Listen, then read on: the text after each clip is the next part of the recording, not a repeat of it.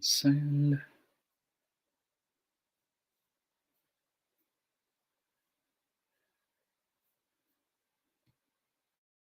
Hi guys, and welcome to the Jinn and Tonic show. We help Muslims and non-Muslims to handle Islam in the 21st century. My name is Mustafa and this is my co-host in the nick of time. If you wish to talk about Islam, the ideology, you have come to the right place.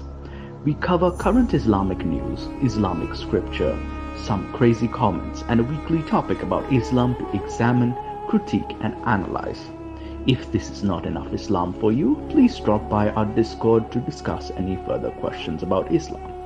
We condemn any form of discrimination, violence, misogyny, slavery. However, we do embrace free speech and criticism if it's factual and correct. Thank you for stopping by and enjoy the Gin and Tonic show. Good evening, everybody. I hope everybody can hear me. It is 4 p.m. Canadian time, or Canadian East Coast time, and 9 p.m. UK time. So I see that there are already a few highs here. So hello, thank you for joining the Gin and Tonic show. Today, I have a few interesting topics. Hello, Smile. Hello, Cool. But yes, today is a very interesting topic. This is dating the Islamic texts that mention Muhammad. And I actually found a very interesting article that I can respond to and show to you. That is.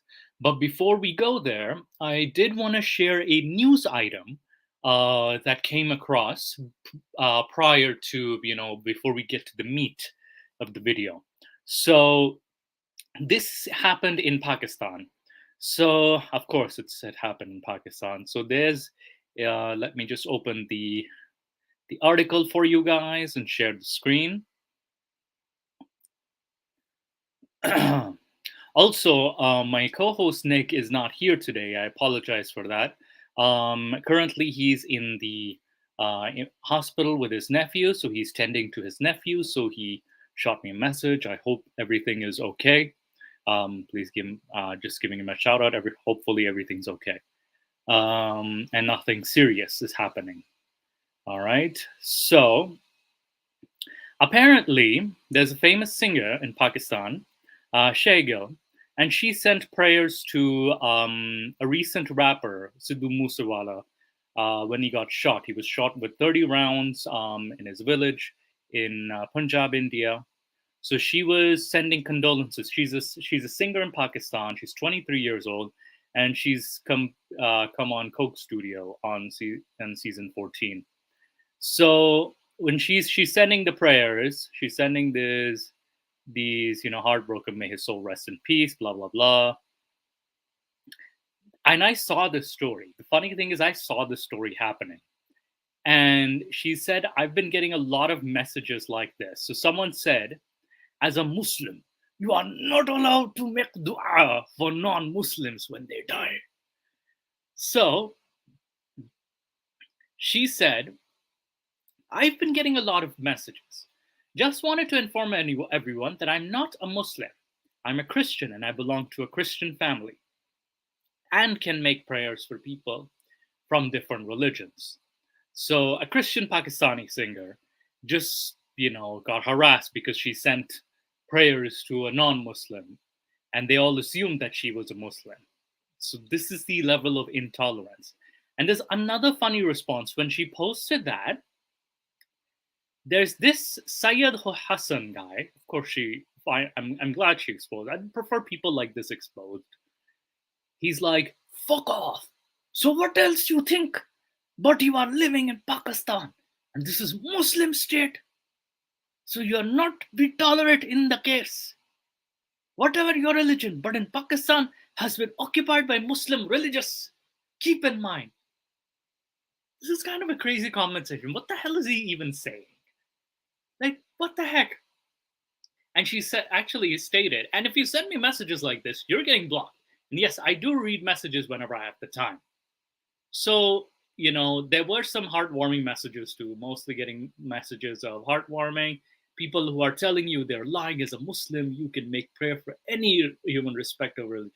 A truest Muslims respect all religions, especially Christians, because has a special Jesus has a special place in the ground.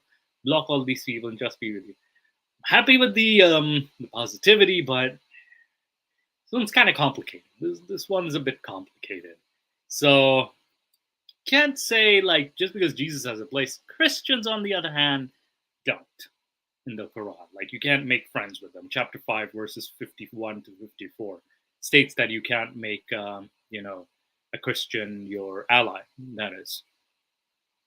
So yeah, so this is just over a death of a rapper, a Sikh rapper.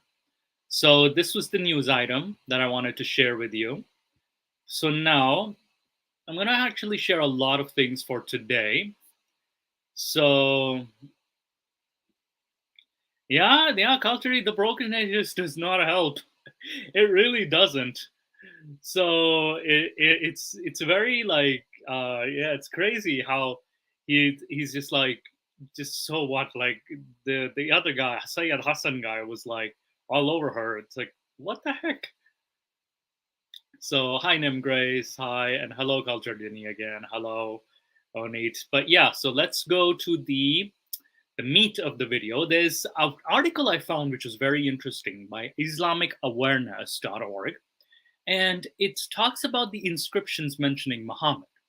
So let me just share the screen. There's a dated and datable text mentioning Muhammad. So what they claim in this article is that this is from 622 to 719 CE. They're talking about all the texts mentioned in that mention Muhammad directly or indirectly. So, and then there is, my apologies, the idea. I like how they mention in the intro that the idea that Muhammad, historical Muhammad, could be forged was not necessarily a new idea. It's an old idea. Like Sir William Muir, Alois Sprenger, both of them suspected that much of the Islamic traditions on Muhammad, which were accepted by Muslims as authentic, were in fact forged. Their views were given further impetus by Ignaz Goldziher, who became convinced that the tradition and literature had grown up after the Arab conquests. So it does kind of, it's not in the 1800s. So this is 1850s. There was already suspicions of Muhammad's origins, that is. The Ahadith does not reflect the life of Muhammad. Rather, they reflect the beliefs, conflicts, and controversies of the first generation of Muslims. In other words, the Ahadith reflect reality, but not the reality of the 7th century of Arabia, but of Umayyad and early Abbasid empires. But I would more say early Abbasid empires, because the Hadith dating does come during the Abbasid period. Because there's no hadith that we find during the Umayyad period. About half a century after, Goldziher, Joseph Stark applied the former's methodology, came up what is called backward growth of isnads. He argued tended to grow backward with time. In other words, the traditions with worse isnads are likely to be earlier, and the ones with perfect isnads betrayed their late development. Therefore, the legal rules formulated during later times were enshrined in hadith and projected back to the life of Prophet Muhammad in order to give them an Islamic justification.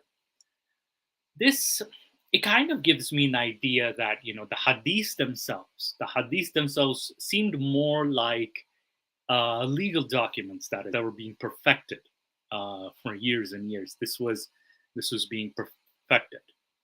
So it's kind of like, it's kind of like case law, English case law. If you know English common law, then usually you use precedents as an example. Prophet Muhammad, or Muhammad, this historical Muhammad or religious Muhammad, however you see him, is the perfect placeholder, as Stops would say, a perfect placeholder as a precedence as for legal rulings, such as, the marriage age, like Aisha, for example. This was a legal precedence. The number of kirats or the duas and all that stuff, the punishments, etc. So a lot of this stuff, or what hand it's, and there's some very silly stories.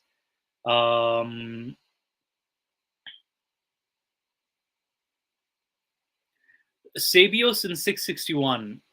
Yeah, Culture Jenny, come on over. Actually, let me post the link for this. Let me just share. Hang on, let me just invite. Because if you want, you can clarify this actually. Sabios. So you can actually clarify this. No on culture. On. All right, so I'm just gonna read. So where did you read Sabios? So these are some of the. So I'm gonna read some of the datable texts, for example. So he mentions Sabios. Where did he mention? Oh, Sabios Bishop Berbering. Okay, yeah, you're referring to that. All right, so let's start with we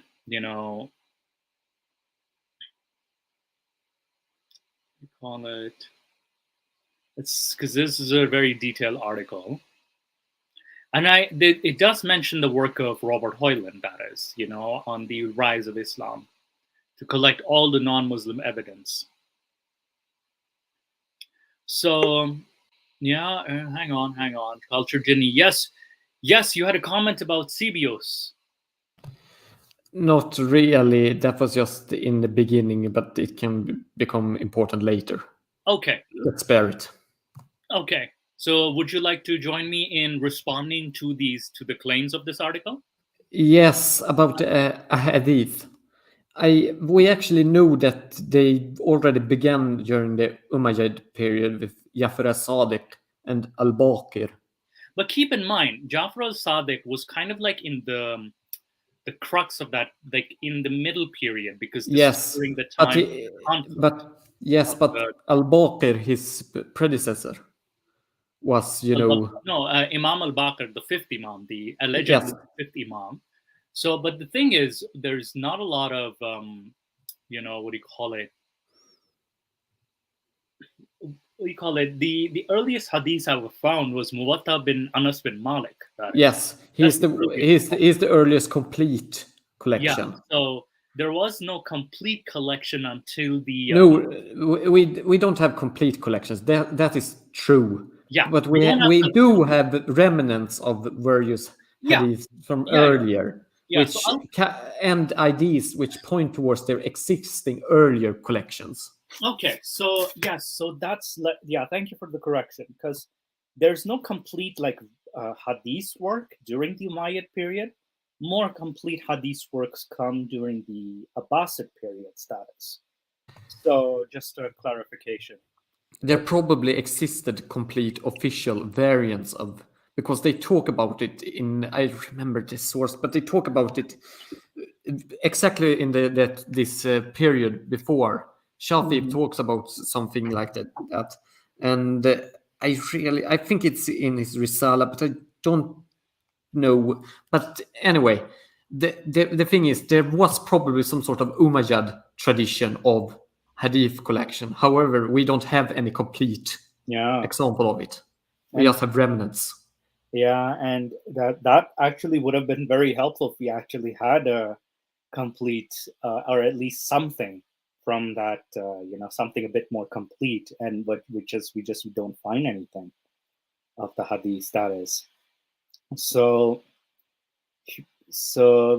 aside from that point, so this is he lists the datable texts mentioning Prophet Muhammad. It says 1 to 100 AH or Hijri. This is the Hijri calendar they use, or 622 to 719. But there's nothing mentioned. I hate when he actually starts at 622, because there's no mention in the 620s. The earliest article he uses is Doctrina Jacobi Nupar Baptizati. Now, problem with this one is that it doesn't mention Muhammad by name. No, and neither does Sabios. Exactly. So it's funny, like it's assumed this is Muhammad because, there's I'll read this out. When the Candace was killed by the Saracens meaning the Arabs, I was at Caesarea and I set off to the boat to Sycamina. People were saying, the Candace has been killed, and we Jews were overjoyed. And they were saying that the Prophet had appeared coming with the Saracens, and he was proclaiming the advent of the Anointed One. the Christ who was to come. I, having arrived at Sycamina, stopped by a certain old man, well versed in scriptures, and I said to him, "What can you tell me about this prophet who has appeared with the Saracens?" He replied, groaning deeply, "He is false, for the prophets do not come armed with a sword.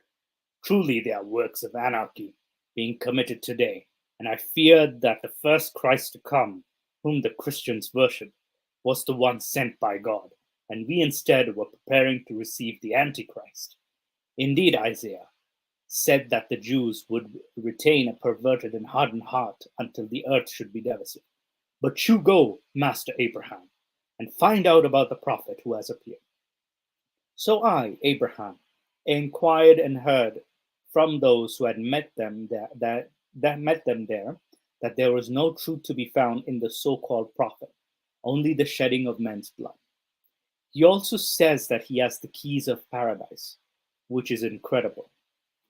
Now, there's no, like we agreed, there's no mention of quote unquote Muhammad by name. And we don't even know if this is actually Muhammad, because Muhammad allegedly, according to the Islamic accounts, died in the year 632. So this is 2 years after his alleged death. And yeah, but there is actually some possibility that he lived a couple of years later. yeah, there is the possibility. There is that possibility because the lunar calendar and the solar calendars could be off, and also the fact that the dates. I read in some account that the dates between 570 and 632 were assumed, were actually not assumed, but rather Ibn Ishaq, when he was writing his Sirah, he actually made this as an assumption, or like, he kind of, what's that word for it? He estimated this is the time period Muhammad lived. This was his estimation. And this was in York University that I found, like it was one of the texts. I lost that record, but hopefully if I ever get to go there again and I find it, I'll be able to share it. But it was very funny. I'll try to look for it on the internet too and see if there's like, a gold mine of information. But yeah, Culture Ginny, you wanted to say something? No. All right. But yeah, it was, it's funny that, what do you call it? Oh, yes, Hawaii, so yes. So this is the video on the possibility and sources that claim might have been alive and sources say he was dead. Yeah, there is a possibility. So I'm willing to entertain that possibility. At the same time, then it kind of throws a lot of dates off, because when did Abu Bakr's reign start? When did Umar's reign start? When did Usman's reign or Ali's reign, for example? And it kind of like, and when did Muawiyah, come to power, that is. So it kind of throws a lot of We actually do have some sources about. I think around 656 Muawiyah took over, 656 to 660. Yes. Around that time.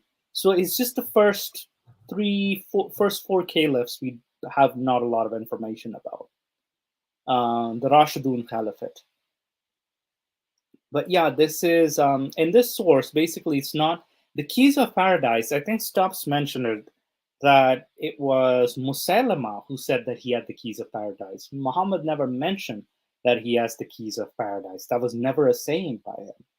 So there is a possibility this could be someone else who also had a prophet claim, because Muhammad was not the only one who had the prophet claim. There was Tuleha, there was there were a few others like Musaylama, Tuleha. Yeah, there were a lot of pretender prophets. Yeah, there were a lot of contenders. Like they were content because of the power vacuum.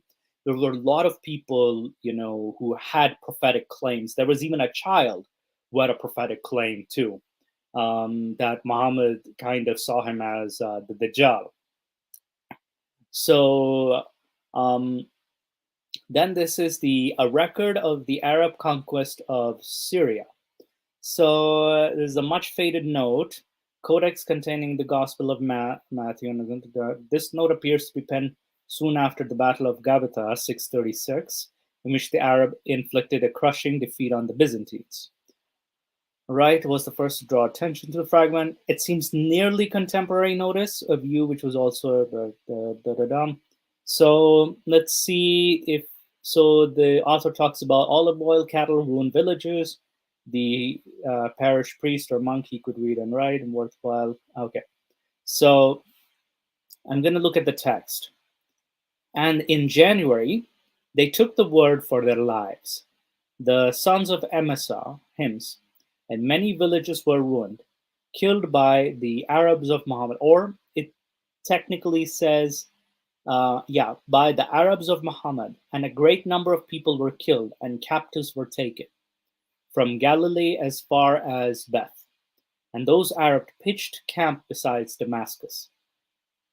And we saw everywhere an olive oil in which they brought them. And 26th of May of Secilius, and then there's missing parchments, cattle from the vicinity of Emesa, and the Romans chased them. And on the 10th of August, the Romans fled the vicinity of Damascus. Many people, some from 10,000, and at the turn of the year, the Romans came. And on the 20th of August, in the year 947, they gathered in Gabata. The Romans and great many people were killed. Of the Romans, some 50,000. So the author comments that there are certain observations to be made here. The phrase "turn of the year" signifies that the beginning of the note refers to 634, 635. The people of Emesa took the word for their lives, an expression for surrendering on terms of tolerance confirmed by oaths. Then there was a battle in Palestine with the Arabs of Muhammad, in which many villages were ruined, and people from the region of Galilee and Beth Sakri, southwest of Jerusalem, were taken captive. Then the Arabs laid siege to Damascus, as read by Noldeke. In May 635, a Byzantine general in the rank of Seclarius was in the region of Emesa. His name, according to the Byzantine sources, was Theodore. Apparently, he was unable to lift the siege. The next battle took place in Gabata, a town in the north of the river Yarmouk, and in the Golan Massif. The date of the battle is 20th August AG 947, or 636 CE, 15th of Rajab, Hijri, which agrees with the best Arab date for the Battle of Yarmouk, as mentioned earlier. The fragmentary nature of the has resulted in some scholars advising caution. Yes, this is very important because the fragmentary nature of the note has resulted, basically you have to be very careful not to make any assumptions because this complete note has fragments. Because even when he says the Arabs, it's in brackets, the Arabs of, so there's also a lot of the brackets. I mean, it really depends on how would damage the manuscript. If I would really need to view where it is written in order to decide if it's still legible or not. And since I can't do Greek, I would not be able to read this. Right. What languages are you able to read? Arabic, Latin, English, German, Italian, and Swedish. Holy crap! Holy crap! So that's a lot of language, but because you're actually surprisingly, when you learn the techniques to read older manuscripts that are damaged, because there are techniques to it. Right. Even in the Arabic manuscripts, especially Arabic manuscripts, there are techniques that you can apply. And I guess that the same would apply to Greek, since the same is the case in both with Arabic manuscripts and Latin. Right, yeah. And, since you're, I'm guessing, you're not able to, what do you call it? Crap, I lost my train of thought. So, not able to read Greek very clearly. No, I'm not. As I'm not, as I haven't studied Greek, I can't do it. Yeah, no, that's okay. You already know 5 languages. You still. I know a little bit of guess too, but not enough to do older manuscripts. Exactly. Yeah. Now one needs an expert in this. Then we have this mentions Thomas the Presbyter. Now this one's the one that mentioned Tayyaye de Mahmed, or Tayyaye of Muhammad. And the Tayyaye has been kind of led to speculation. What the hell is the Tayyaye? Because this is the 8th century, was published by Wright, first brought early date in 635 636. The contents of this manuscript have puzzled many scholars for apparent lack of coherence, as it contains an assembly of texts with diverse nature. And in relation to Islam and Muslims, there are two important dates mentioned in this manuscript. AG 945, on indiction 7, on Friday, 4th of February, at the 9th hour, there was a battle between the Romans and the Arabs of Muhammad. This term actually used here is Tayyaye de Mahmed, or Tayyaye of Muhammad, in Palestine, 12 miles east of Gaza. The Romans fled, leaving behind the patrician Yardon, Syrian Braron, whom the Arabs killed. Some 4,000 poor villagers of Palestine were killed there, Christians, Jews, and Samaritans. The Arabs ravaged the whole region. And 2 years later, AD 947, the Arabs invaded the whole of Syria and went down to Persia and conquered it. The Arabs climbed the mountain of Mardin and killed many monks in there, monasteries of Kedar and Benoth. There died the blessed man, Simon, doorkeeper of Kedar, brother of Thomas the priest. So this one, it is the first date which is of importance because it's the first explicit reference of Muhammad in a non-Muslim source. The account is usually identified with the Battle of Dathin. According to Hoyland, it is precisely dating inspires confidence that it ultimately derives from first-hand knowledge. This means that the time period between the death of Muhammad and the earliest is slightly over a year and a half, is what Hoyland wrote. So yeah, I find that this is very interesting mention, Tayyaye de Mahmed, or the Arabs of Muhammad. But there's another channel, I think it was Mel and this other guy Jay. He's kind of they kind of speculate that the Tayyaye is referencing to someone else. So again, it's speculation at best. Now, this description over here,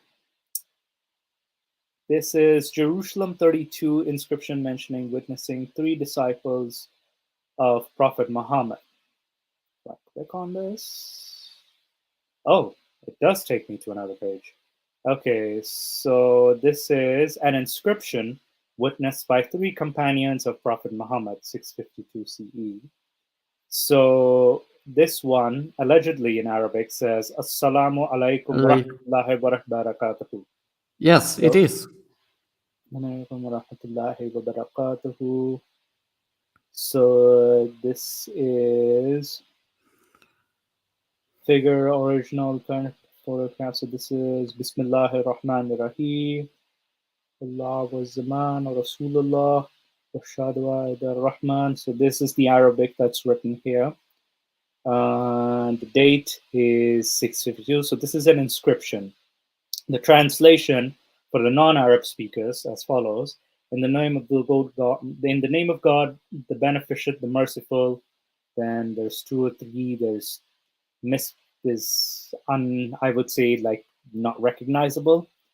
The protection of God and the guarantee of His messenger. Then there's another dash, and witness it Abdul Rahman bin Auf. Abdul Rahman bin Auf is one of the companions. Al-Zuhri, and Abu Ubaidah bin Al-Jarrah. So Al-Zuhri is actually the teacher of Ibn Ishaq. So Al-Zuhri is a very important figure. And Abu Ubaidah bin Al-Jarrah. This also rings a bell too. And its writer, Muawiyah, and then there's no mention of who this Muawiyah is. So This was unearthed in the southwest corner of Haram al-Sharif in Jerusalem during the excavations by Professor Benjamin Mazar of the Hebrew University of Jerusalem. Presently, we have a plaster copy and several photographs of the inscription. The original was inadvertently destroyed under auspices of those tasked with its conservation. That's unfortunate. The inscription is not an epitaph, but appears, Hopefully, it was due to an accident yeah, and not possibly, to deliberate destruction. yeah. It was hope. I know. It was just like, this happens, especially with older items. It's very difficult to maintain.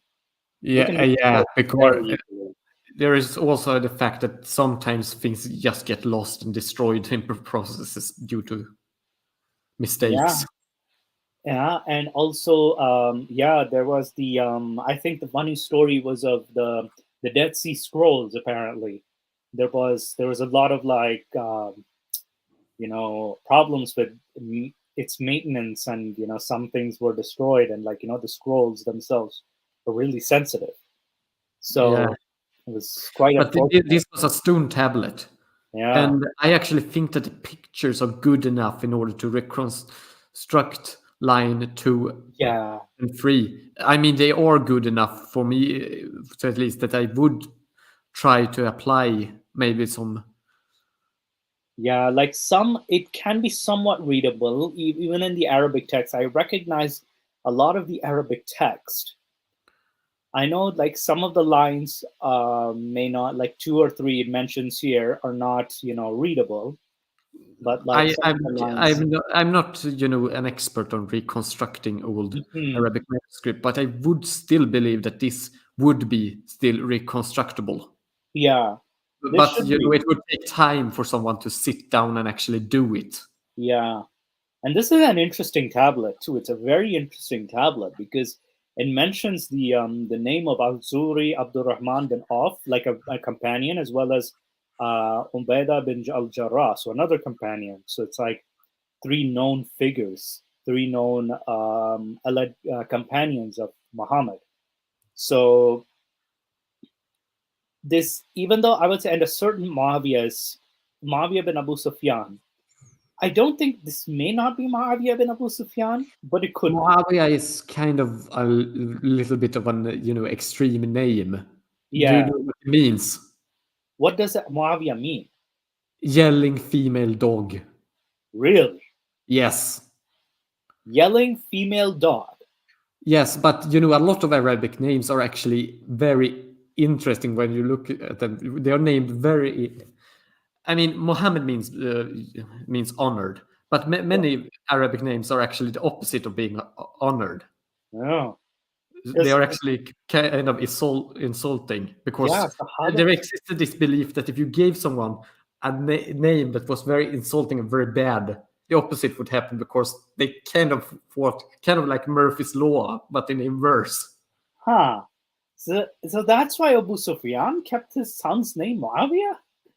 Yeah, Or did he? Because I was like, he might have, even if he did it out of spite, I wouldn't be surprised. But Muawiyah did become, like, this, the one of the major caliphs yes, in Islamic history. So he did make quite an impact, and he's seen as either, like, he's also like seen. He's also very controversial figure too. Like, yeah. considering that the Shia I Muslim, am. I actually view him somewhat sympathetically, yeah, but he's very controversial, and yeah, it's very controversial. Yeah.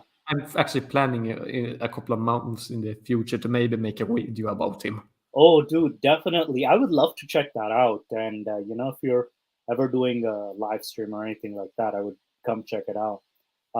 But yeah, this is Mavia himself. Uh, what do you call it? That's very surprising. I'll actually make note of this. Yelling. So it says yelling female dog. Yeah, Wow. One can even say yelling bitch. That is. yeah, So it's. Oh my goodness.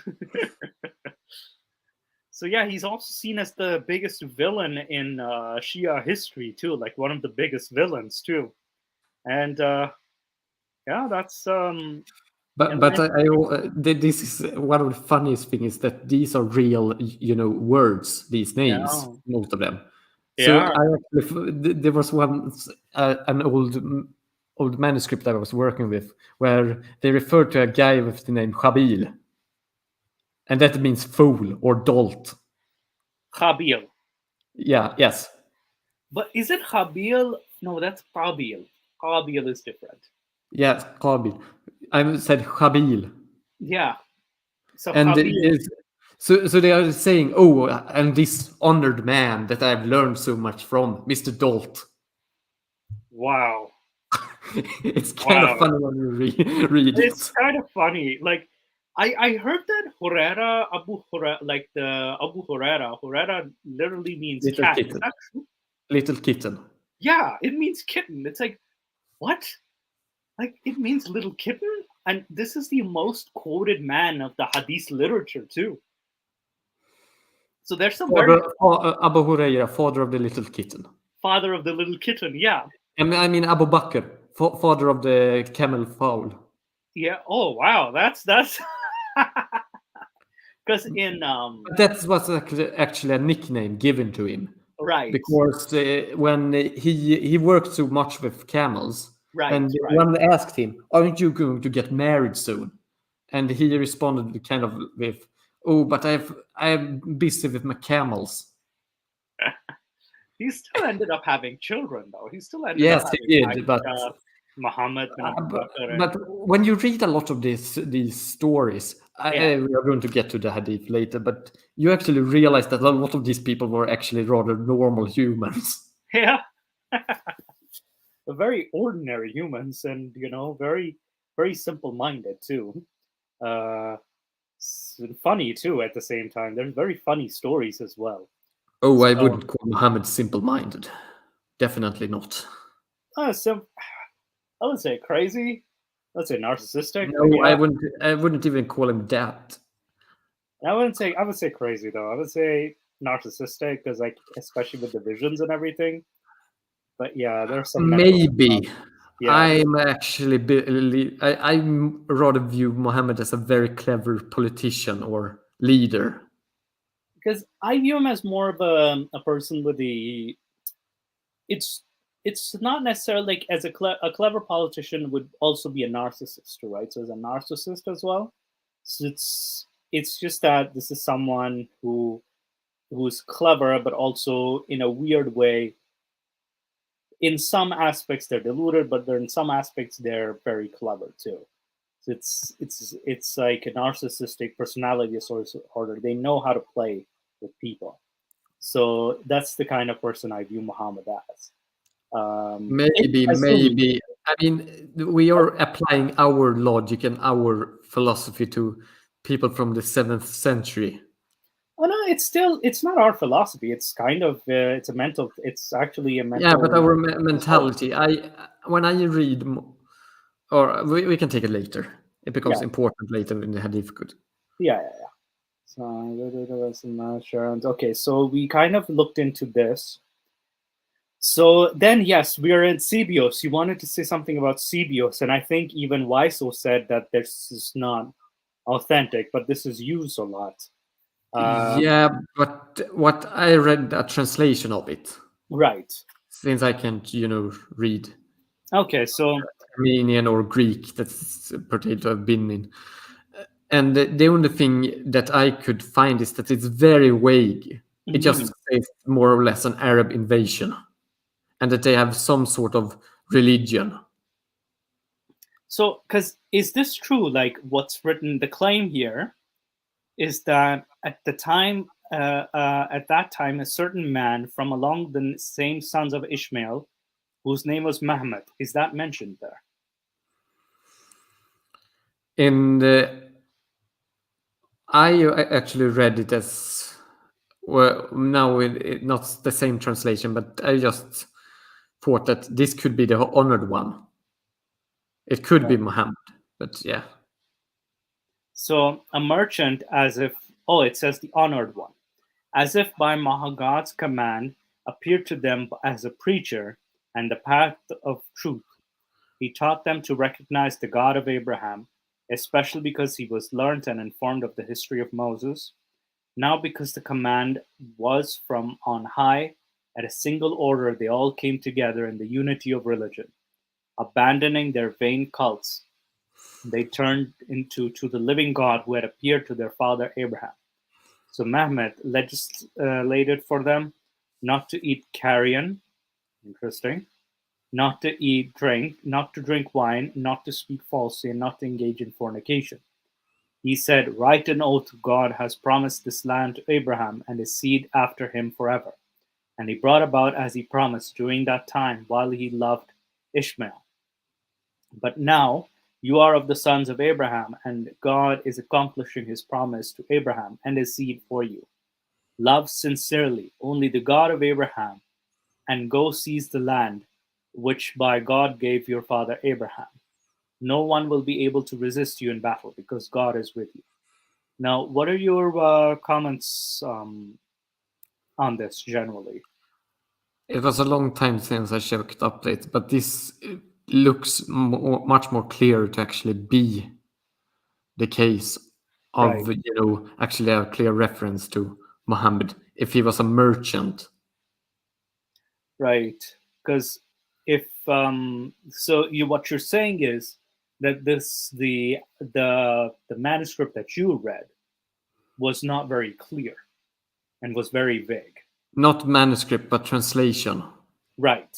This seems to be another translation. And Okay. so it might be that we need to go back to the manuscript. But since I can't do Greek or whatever this was written in originally, Yeah.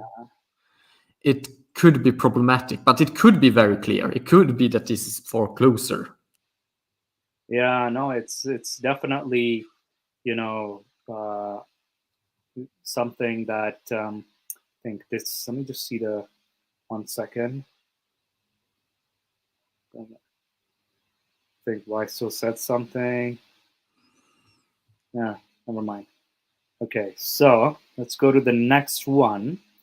This is the so this guy claims Sabius was writing the chronicle at a time memories of sudden eruption of the Arabs was fresh. He knows Muhammad's name and he was a merchant by profession. He hints that his life was suddenly changed by divinely inspired revelation. It could be oral stories, could be definitely oral stories. Presents a good summary of Muhammad's preaching, belief in one God, and common answer of Jews and Arabs. He picks out some of the rules of behavior of the Ummah, four prohibitions which are mentioned in the Quran. Much of what he says about the origins of Islam conforms to Muslim tradition. So the chronicler of Khuzestan in 660s, this is an anonymous and short Nestorian chronicle that aims to survey the church as well as secular histories from the death of Hormuzd, son of Khusro, to the end of the Persian kingdom. Because of its anonymity, it is not known to scholars as Khuzestan Chronicle, after its plausible geographical location or anonymous guide, after the name of the first editor. Amid his entry on the reign of Yazdgird, the chronicle gives a brief account of the Muslim invasions. So it says here, then God raised up against him the sons of Ishmael as the sand of the seashore, whose leader, it says, Madabrana, was Muhammad or Mahmud. Neither walls nor gates, armor or shield withstood them, and they gained control over the entire land of the Persians. Yazdgird sent against them countless troops, but the Arabs routed them all and even killed Rustam. Yazdgird shut himself up in the walls of Mahoz and finally escaped by flight. He reached the country of Hosea and Mornaya, where he ended his life. Arabs gained control of Mahoz and all the territory. They also came to Byzantine territory, plundering and ravaging the entire region of Syria. Heraclius, the Byzantine king, sent armies against them, but the Arabs killed more than 100,000 of them. So, this one's an interesting chronicle, 660s, and it's an anonymous one. So, what do you think of this chronicle? I think that it is interesting that we have so many chronicles, at least. Yeah. But this one was not as clear as that version of Sibiu. Yeah, this one think this one's clearer or not as clear? Not as clear. I Yeah. mean, the only thing we know is pretty much Arab army invading. Yeah. Because yeah, that's the theme with these chronicles is that we know that it's Arab armies invading, but we know nothing about like the Muhammad character himself, the character of Muhammad. Yeah. And then there's this chronicle, the Maronite. It says AG 971, 660. Many Arabs gathered at Jerusalem and made Muawiyah king, and he went up and sat down on Golgotha and prayed there. He went to Gethsemane and went down to the tomb of the Blessed Mary and prayed in it. And in those days, Arabs were gathered there with Muawiyah. There was an earthquake. Much of Jericho fell, as well as many nearby churches and monasteries. Wait, hang on. Is Muawiyah praying inside a Christian location? That's what I it seems, mean, it could be on the location of Al-Aqsa. right? In July of the same year, the emirs and many Arabs gathered and gave their allegiance to Muawiyah. Then an order went out that he should be proclaimed king in all of the villages and cities of his dominion, and they should make acclamations and invocations to him. He also minted gold and silver, but was not accepted because it had no cross on it. Furthermore, Muawiyah did not wear a crown like the other kings in the world. He placed his throne in Damascus and refused to go to the seat of Muhammad. So it's called a seat of Muhammad. So he's refusing to go to the seat. Yeah, one thing that I think is interesting is that it was not accepted because it had no cross on it. Right. This can kind of imply that Islam during this time might have been more Christian-like than it became later. But it could also just mean that people assumed that this was just another Christian heresy or version of Christianity. Yeah. And they didn't know better. Yeah, and I find that this is more plausible that early Islamic practice was more Christian, and they kind of deviated more and more over the centuries. Yeah, that's likely because you want to redefine your religion as being more separate in order to distinguish your own. Because like a religion, it just doesn't pop out of like thin air. Nowhere. Like No. that. So And even if they accept more of the Islamic narrative, except the divine revelation, it's still clear that Islam evolved from some sort of Jewish Christian background. Oh, definitely. And there are some, I think, we'll do a future video. There were some like sources of the Quran inspired from like stories as well. Like, and in Islamic tradition too, like there are some older Christian stories that that mention, there are older Christian, I think, oral stories. That is. Yes, and I remember that I spoke with you on Discord earlier about the Ethiopic Christian Orthodox Church. Yes. And that they have another type of canon and other types of Christian texts. Yeah, and I think there are actually beginning to appear a couple of studies. There was one that compared the Didascalia with the Quran and found some similarities, and also things that were vastly different, of course. Yeah, because a lot of times I think we agreed on the fact that the Ethiopic history is rather ignored when studying the history. And it shouldn't be, because it's probably just as influential as the Persian. Exactly. Especially we focus more on the Persian and the Romans, but we barely look it towards the south where the what do you call it? The Ethiopians were located. Yeah, this would be, speaking about Swedish history without mentioning German influence on Swedish culture. Exactly. And then just only talking about Russian and like English. Yeah.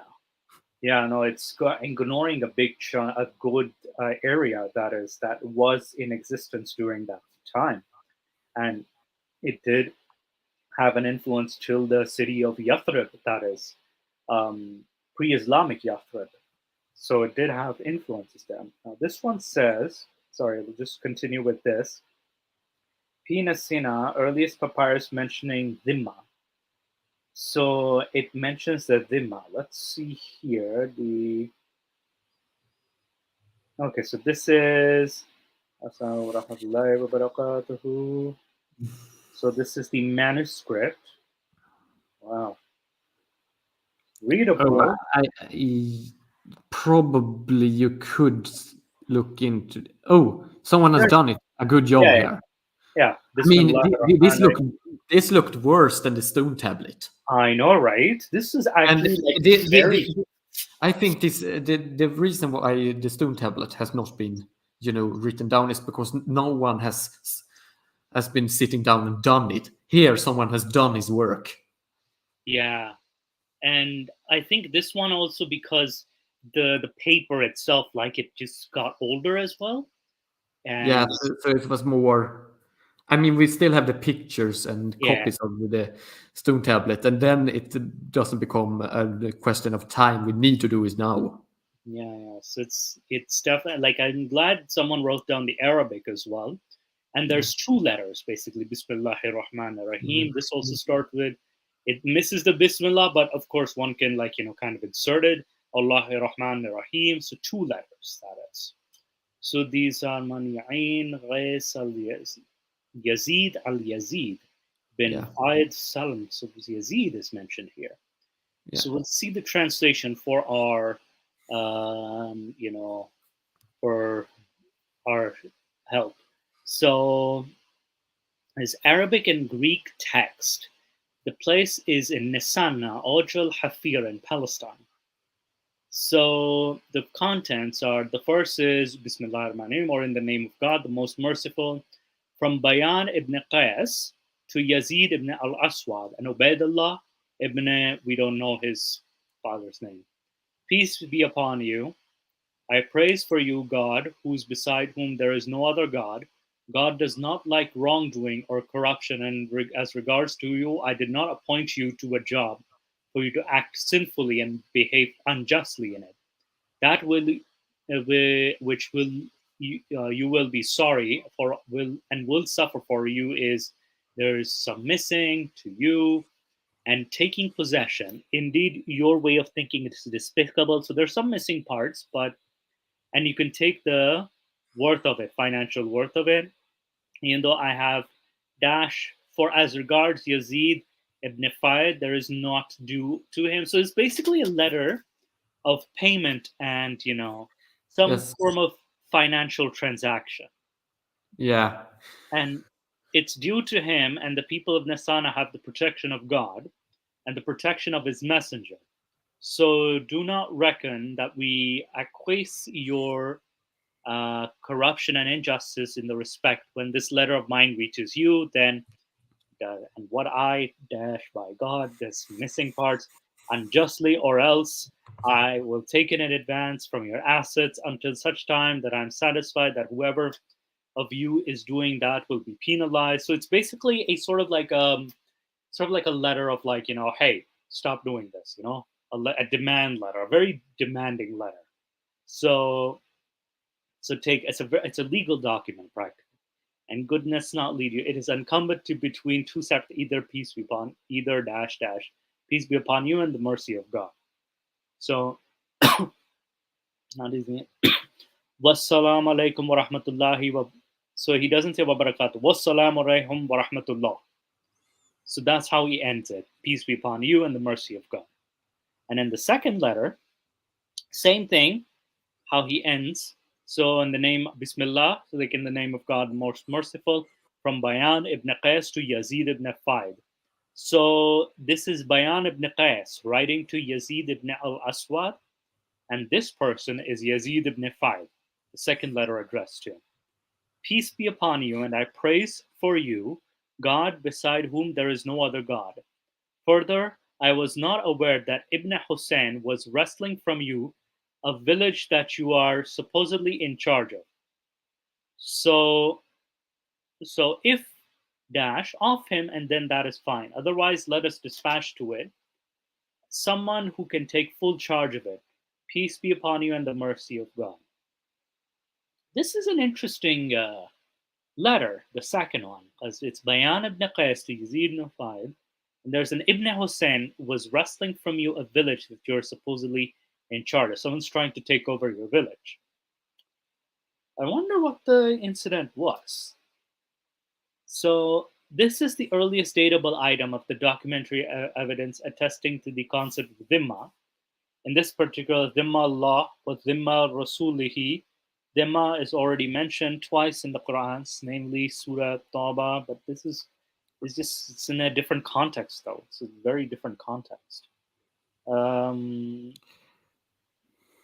So yeah, it's a very interesting letter. This is a very interesting letter, and locations in the Palestine Archaeological Museum or thereafter Israel Antiquities Authority.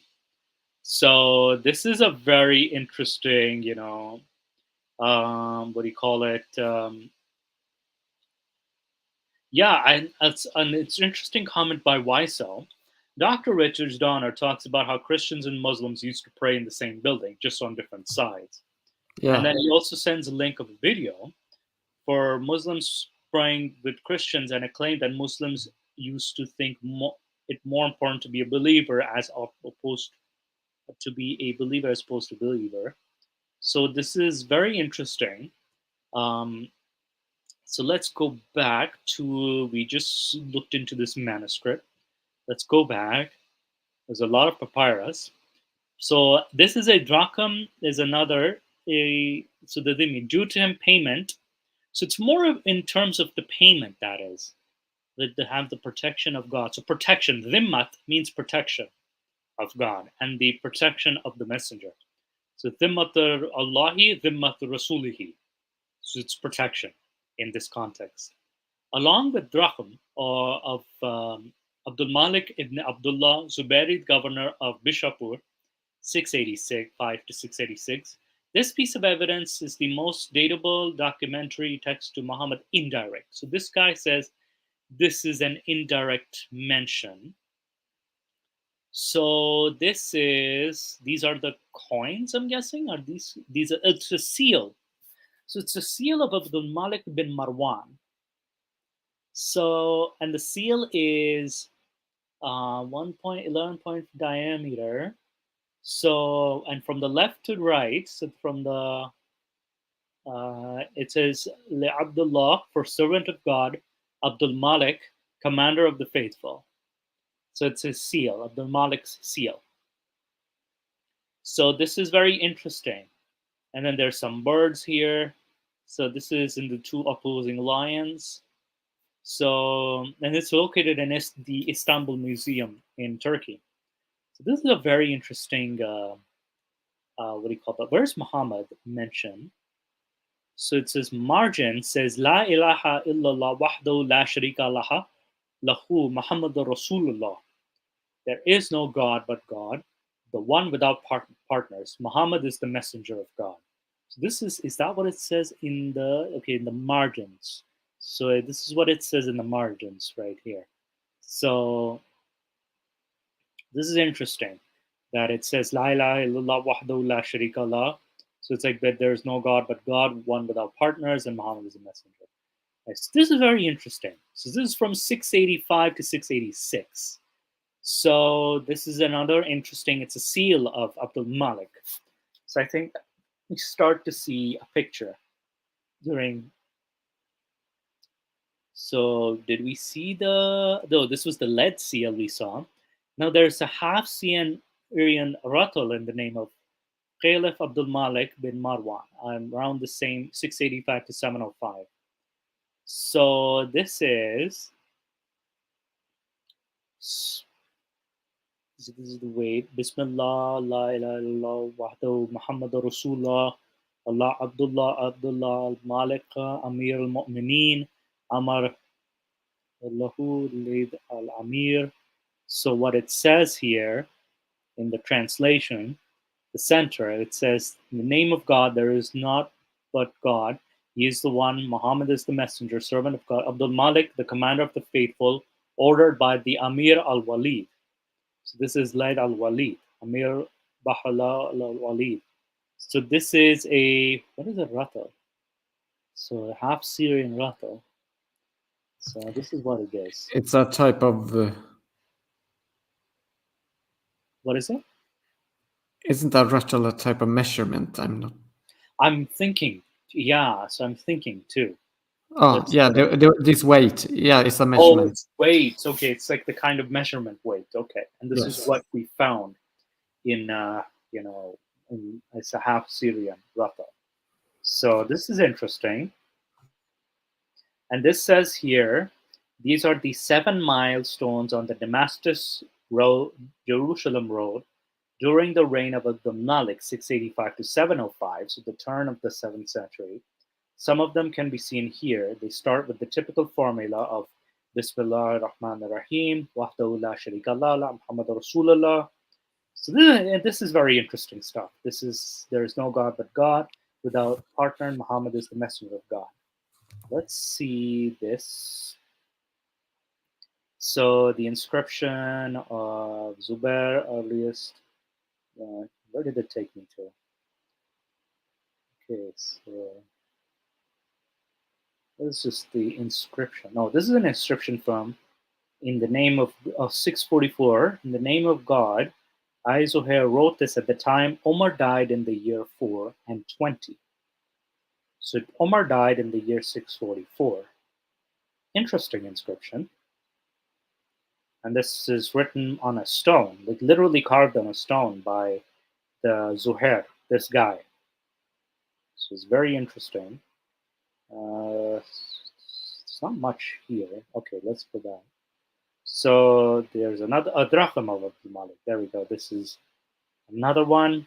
Yes, these are the coins I think most people are familiar with. These ones. Yeah. The drachma, the dirham, the early version of the dirham. So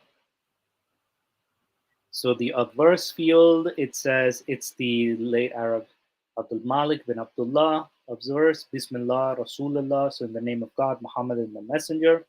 And in the reverse field, typical Arab Sasanian fire altar with the attendants with mint abbreviation and date with Middle Persian. So this is kind of like a, the mention of Muhammadan coins. So these were the 2 coins that Muhammad was mentioned in. So, and this is from the reign of Ibn Zubair.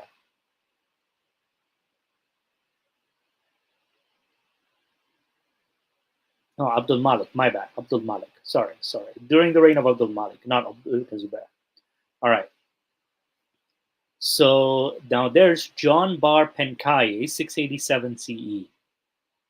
So this is little. So what we have here is that there's very little known about John.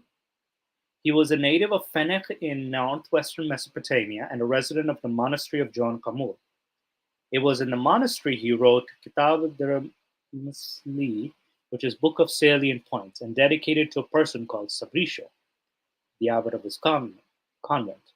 In this book, John Perger wrote a chronicle of the world from creation to the present day, and which he calls severe chastisement of today. His work sees no treat to a salient points of history of brief fashion. For the issue which concerns us here, it is discussed in the 15th and last chapter, where Arab conquest, devastating famine, and the plague of 67 AH or 686 are mentioned. Concerning Muhammad, he says,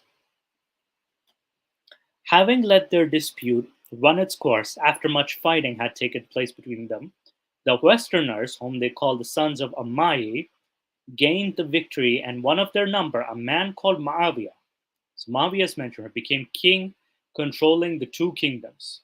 So I'm guessing this is the conflict between Muawiyah and Ali. Yeah, because Ali came from the east Yeah. against So Muawiyah. this was the conflict in Siffin, and one of the Persians and of the Byzantines. Justice flourished in his time, and there was great peace in the regions under his control.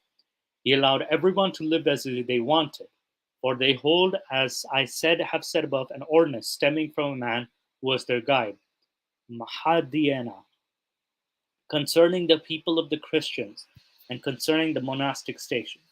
Also, as a result of the man's guidance, Mahadinuta, they have held to the worship of one God in accordance with the customs of ancient law. At the beginnings, they kept to the traditions of, it says here, Masimanota, the Masimanuta of Muhammad was their Tara or instruction after, to such an extent that they inflicted death penalty upon anyone who has seen to act brazenly against his laws. So John here, John Parpenkai, presents Muhammad as sort of like a guide, an instructor, and the Arabs, like even since then, fiercely held like his name, his instructions to such an extent that they would kill anybody. It happens today still. Oh boy. There is, however, one interesting term used for Muhammad. That term ends up in both Monophysit and Nestorian sources, namely Mahayadina, guide, a term that has no obvious ancestry, although the related Hadaya is a Christological title in early Syriac literature. So there is some Monophysite and Nestorian Christian influences here. So this is interesting. So any thoughts on that, Culture Ginny? Sorry, I kept you silent. I mean, this is interesting because this tale seems to, indicate that there was some sort of conflict between Ali and Muawiyah. Yeah, and Ali, in another source, he's mentioned as Abu Turab, that is, in I think the compilations of Robert Hoyland that I went over a few videos back. And Ali is mentioned as Father also of the earth, on the what? or of the soil, Abu Turab. Yeah, the what? You said that he was mentioned as Abu Turab. Yes. So, father of the soil. Yeah, that's what it means, Abu Turab. Yes. Wow. And it's usually, Turab could be used in other contexts, but it's usually used when you do dafn or burial. Okay, so Turab is, but he's seen as the father of the soil. Yes. It could have some symbolic meaning too. It could have positive symbolic meaning, but I just got the feeling that this is the guy that the father of the burial soil seems kind of be that he was buried or killed. Right. Like kind of looking down upon it, but I need to see the context. And Turab could also have a more neutral meaning. Yeah, like a soil could also just mean like in kind of like a father of the land too. Yes. So it could be that context, especially considering that Ali had a lot of faithful followers. I also, as an historian, I also need to be careful of making judgment because words that had one meaning in one context can have another meaning in another. Exactly. So the Abu Turab, the soil, could just mean anything in this context, as if we say Abu Turab. So that's an interesting point you bring up, Abu Turab. I did not know that. Thank you for that. So now we're gonna go to, how many articles are there? Actually, there's quite a few, so that we can go through. I'm actually happy with this. So let's see. We were at the anonymous Arab Sasanian coin from Kerman. Is this Kermanshah in Iran? Okay, so this is the same coin, the Arab Sasanian coin, also recording, so from 689. So it's a similar, same coin. So this is interesting. Another Arab Sasanian coin. That legend leads to him, reads Bismillah Muhammad Rasulullah. So another was discovered. So this is the tombstone of Abbasa bint Juraid. So this is a tomb. Let's see. Abbas bint Duraj. Okay, so this is somewhat readable from his tomb. This is a very readable tablet. So it starts with Bismillah. It's very Bismillah ar-Rahman ar-Rahim and Hazma and Sallallahu Alaihi Wasallam. So Muhammad Abdullah Rasulullah. So it's kind of ends with Rasulullah. So but let's read the translation. So this is from 19th April 691. And it says here, in the name of God, the the merciful, the compassionate, the greatest calamity of the people of Islam, Ahl al-Islam, is which it has fallen on them the death of Muhammad the Prophet. May God grant him peace. This is of tomb of Abbasa, daughter of Jurej, son of. May clemency, forgiveness, and satisfaction of God be on her. She died on Monday. 14 days have elapsed from Zulqadda, or the month of Zulqad. So Zulqad is the month that comes prior to the month of Zulhajj in the Islamic calendar. And this is of the year 171 Hijri. Confessing that there is no God but God, alone without a partner, and that Muhammad is his servant, his apostle, may God grant him peace. And this is in the Cairo Museum. Yes, you were saying. No, I wasn't saying anything. I was just Okay, not a problem. forgetting So, yeah. to put on the mute button and trying to clean my throat. Oh, that's okay. That's okay. Yeah, no, I have a few water bottles here too. I wish I could send you some, but I don't know your location on this earth. So, all right, let's see here. We have this was the tombstone we just viewed, and then there's another traditional coin. Is it the same coin? Yeah, it's a similar coin, very similar. Say 72, one God, but he, another God, does not exist. Muhammad is the messenger of God. This is in the reverse field. So this is a middle. So this is a Persian coin, that is. So this is an interesting coin. So this has the full Shahada, surviving physical record of the in Middle Persian. So this is the surviving Shahada, like the full version. And let's see here. And this is the Arab. So we have the surviving coin from 691. Which one did I open? Did I open this one? Okay, there's this one. There's this coin as well. The conventional Pahlavi benediction, Hurra, Bismillah, issued by the Zuberi governor. There's some slight differences with these coins. So, sold in an auction in Germany. Wow, that's interesting. So it has the fire altar, the mainly mint written in Arabic, Damascus to the right, three circles with crescents with stars. So it has all the symbols and everything, crescents, stars. Let's see. Now we have come to the Dome of the Rock. So this is the inscriptions on the Dome of the Rock from 692. So this was the floor plan, the Qibla. And this, someone wrote down the inscription in Arabic. And so it's like a very long inscription that I'll read the translation for.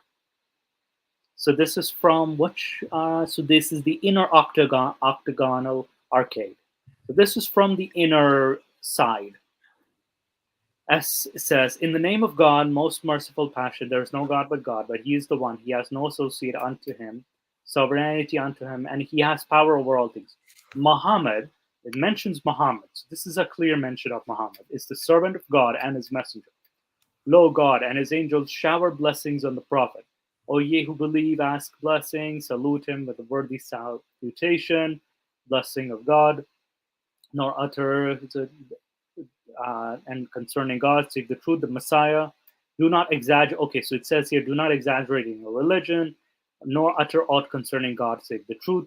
The Messiah, Jesus, son of Mary, was only a messenger of God, and his word which he conveyed to Mary, and a spirit from him. So believe in God and his messenger. Say not three, cease. So it's actually saying something against the Trinity.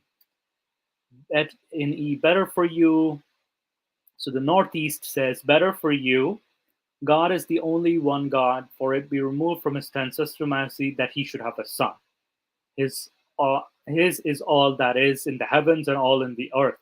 God is sufficient as a defender. The Messiah will never scorn to be a servant unto God, nor will he be favored angels, those who scorneth his servant and is proud of all such things that he will assemble to him. O God, bless your messenger and your servant Jesus, son of Mary, peace be upon him. He was born, and the day he dies, and the day he shall be raised alive. Such was Jesus, son of Mary. Statement of truth. So this is kind of like going against the Trinity, the main. I think I remember the surah. I actually remember this. Now this is the inscription from the outer octagon. So it says here in the south, in the name of God, like Bismillah. It starts with that. He is God, eternally besought, all he begat and all begot, and there is none comparable. Muhammad is the messenger. He has no so there is no God but God. He is one, no associates. It's very strictly monotheistic message here. He is the one praised.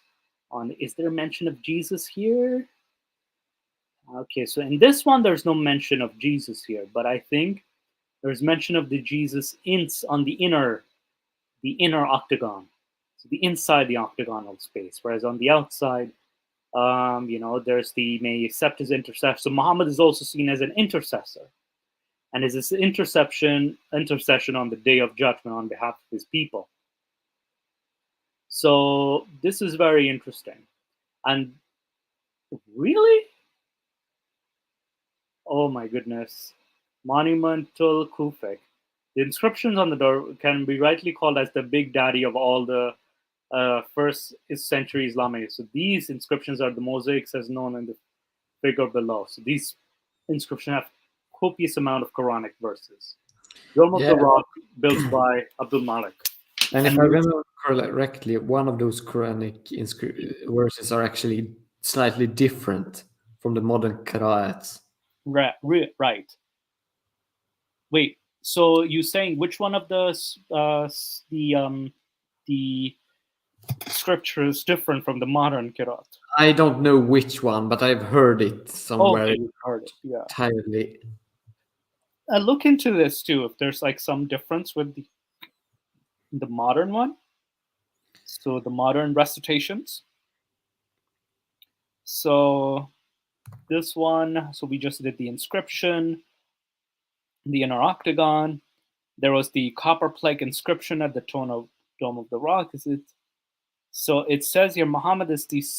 So okay, so it's the northern portal says Muhammad is the servant of God and his messenger, whom he sent the religion that he might make it prevail. We believe that God, it was revealed unto Muhammad. So it's like a lot of and also intercession in the eastern entrance. So the inscriptions at the Dome of the Rock. So there's more inscriptions. So these are the inscriptions in the eastern entrance, and there's more. The entire surahs. There's the inscriptions on the northern. So it's like it also says, however much idolaters may be averse, we believe God. So there's something against idolaters.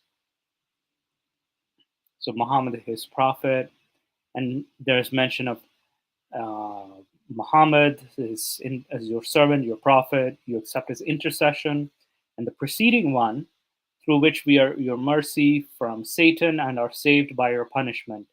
So there's also being like salvation as well. There's this form of salvation here, being saved from the day of judgment. This is what I found very interesting. And this is from the 694, so 690s, we start seeing more and more of this, of these inscriptions on these three imperial figures on the coins. So Heraclius, Constantine, and Heraclonus are the Byzantine prototype. But then there's an Umayyad imitation, which uses also three standing imperial figures. So this is dated around 694. So, but he believed, so he didn't date them. Miles adopted a similar coinage. So there's three standing figures, though originally these are technically Heraclius, Constantine, Heraclonas, but then the Umayyad version is slightly different. So, and then in the reverse, we have, so because here there's the cross here. We have the cross, but in the Umayyad version, we have, it's the standing end of the globe steps. In the reverse margin, it says Bismillah la ilaha illallah wahdahu Muhammad Rasulullah. In the name of God, there is no God but God alone. Muhammad is the messenger. So there is that difference that starts appearing here. So this is a very interesting comparison. Like this was based off of a Byzantine coin, an earlier Byzantine coin during the time of Heraclius. And then the Umayyads use an imitation of that coin. So this coin I found this three standing imperial figures very interesting. Then we have the fragments of the Jacob of Edessa from 692. So these are only fragments that we have. So in the central column, he says, this was dated 692. So he was a bishop of Edessa. He composed a set of chronological charts intended to continue those of Eusebius.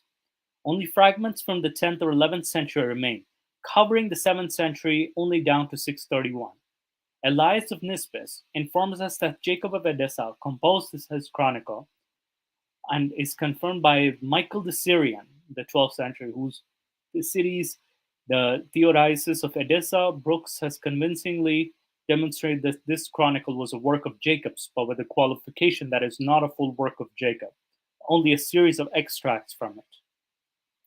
So this one is a manuscript. I'm sorry if I'm boring you guys, but there's a lot of like these manuscripts. So he says, and I believe someone has joined us. Hi, Waiso, how are you? I'm well, thank you. Yourself? Good, good. Waiso, do you have something to contribute? Oh, no, I'll wait. Go ahead. Oh yeah, no worries, no worries. All right, so basically, where was I? Yeah, so he says he says Muhammad is the first. He's writing for 622, but he's writing in 692 allegedly. Muhammad, the first king of the Arabs, began to reign 7 years. So Muhammad was allegedly the first king of the Arabs, and he reigned for 7 years. Number 2 of the Arabs, Abu Bakr, 2 years and 7 months. So these are the only two mentioned. On the left hand of the column, there are following notices. And Muhammad goes down on commercial business in the lands of Palestine and Arabius and Phoenicia of the Tyrians. There was a solar eclipse, and then there's something missing. Beginning of the kingdom of Arabs, whom we call Tayaye. Tayaye is another word used here. While Heraclius, king of the Romans, was having his 11th year, and while Khusro, king of the Persians, was having his 31st year. The Arabs began to carry out raids in the land of Palestine. So this kind of goes to show that, Muhammad is sort of known as like the king of the Arabs. But here is an important thing. Mm-hmm. Heraclius, which was the Roman emperor, is actually not really king in the sense we would think about it. The term that they use is autokrator, which is ruler. And it could be also just that the translation makes everything ruler here king. Right. So it could be a translation. So Muhammad could also be seen as a ruler of the Arabs. So this is where we have to be a bit careful with the translation. Yes, because I know that the Eastern Romans did not. Basilisarus and Autokrator was not king. Yeah, It's actually not a very good translation to call it king, and that's what they would have used about the Romans. and I So feel like he would have been more of an emperor technically, Heraclius. yes, but the emperor, I actually made a video about this, that the Roman emperors were not kings. Yeah, I recommend you seeing it yeah, because technically they never claimed kingship, rex, or yeah. even the term Basilisarius and Autocrator was never king. It was still emperor. This is a very interesting. So in this translation, the Arabs, the so Muhammad reigning for 7 years could just have been a ruler of the Arabs, and then we had Abu Bakr 2 years 7 months. So they're just rulers basically. And then he's kind of it's the he start of the kingdom, so it could be just the trans is tied to the rulership of kings. Byzantine Arab raids take place. He seems to have assumed that. Okay, so it interesting. Egypt gives an accurate date for the start of the Arab era. He seems to have assumed that Arab era, like the ones during his time, such as must have been reckoned from the first year of the rule of a king, presumably their first king, since the Arabs reckoned from 622, the start of the Hijra calendar. Jacob might have assumed that their first king, Muhammad, must have started to rule that year. I mean, it's a possibility. They might have assumed that this was the start of Muhammad's reign. Um, but yeah, this is very interesting. That he's seen as a ruler, as a But even if you see him as a king, that would also make things interesting. Yeah, but I said that we should probably not see him as a king, just a ruler here. Yeah, But ruler is probably a better translation a here. better translation. Yeah, and here we have the Aqaba inscription during the time of Abdul Malik, 692 to 693. So this is the Aqaba. What do you call it? Inscription. It's somewhat readable. Wallahi. So it's in Kufic script. It says, in the name of Allah, merciful, there is no God but Allah alone. He hath no companion. Muhammad is the apostle. There's another mention of Muhammad is the apostle of Allah, had ordered the leveling of his difficult path, Abdullah, Abdul Malik, Amir of the faithful, and the work has been fulfilled by the two hands of Yahya bin al-Hakam in the month of Muharram of the 370. So it's a very old, the oldest, oldest inscription of in Islam relating to the inaugural road. It's also the second and almost fullest inscription of the time of Abdul Malik. So this is a full inscription. So this is almost a full inscription because there are missing parts. So this is an interesting inscription. So there's another mention of Muhammad. So we have now silver coins form coinage from the Umayyad Caliph. So a lot of coins from Abdul Malik's time. There is no God but one. So we have, there's the Allahumma ahad Allahu samad lam yalid walam yulad walam yakul lahu kufuwan ahad. So this is from Surah Qul.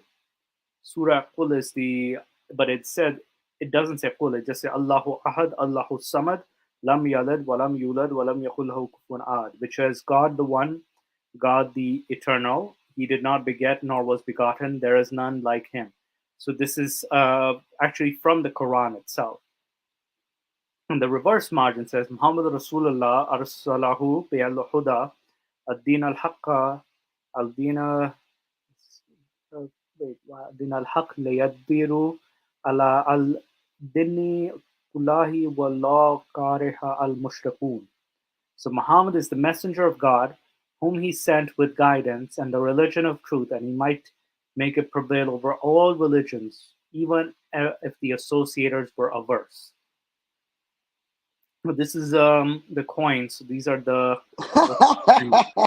like even if they're a verse and they don't want to talk about how, like, the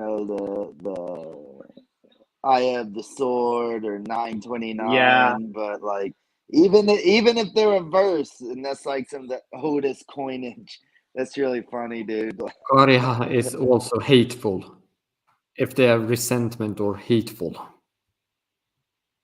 So it's even stronger than just Yeah. averse. Yeah, it's a verse. Yeah. It's stronger than just averse. It means hateful, Yeah. really resentful. Yeah. Well, I mean, like, if you were gonna look at this honestly from an Islamic perspective, in my opinion, you would have to use any and only context is that if the word is in the Quran, and then use whatever the context is and the meaning of is in the Quran, because it's one of the earliest texts that we actually have of them writing. So then we can actually try to say, oh, this is what the word meant at that time. I think that is a problem that we tried to do, and I think Islam definitely has a problem with it, where they've expounded upon definitions of words, but they haven't expounded upon words in Arabic. Like Right. they haven't like do a Google search of like how many words were created in Arabic last year as opposed to English, and you'll see what I mean. But that's why now they'll say, oh, some words have, 15, 20 different meanings. Well, yeah, that's totally plausible if in 1400 years you refused to expand upon the language and just continue definitions that they've encountered from other languages and just say, okay, now this word also has this meaning. Right. Yeah. And you kind of, so what you're saying is that 1400 years ago, this would have been a different situation altogether with the language, that is. Well, I mean, if you like, that's the whole reason the tafsir spends like Tabri spent so much time in his tafsir. I've actually over on Clubhouse, I've had a guy who he knows Arabic. We go through Tabri tafsirs, and the majority of Tabri's explanation is on words, which is kind of strange. If it's a clear Arabic book, everybody who already knew the Arabic should have already known the definitions. But he's trying very hard to define these words to specific meanings.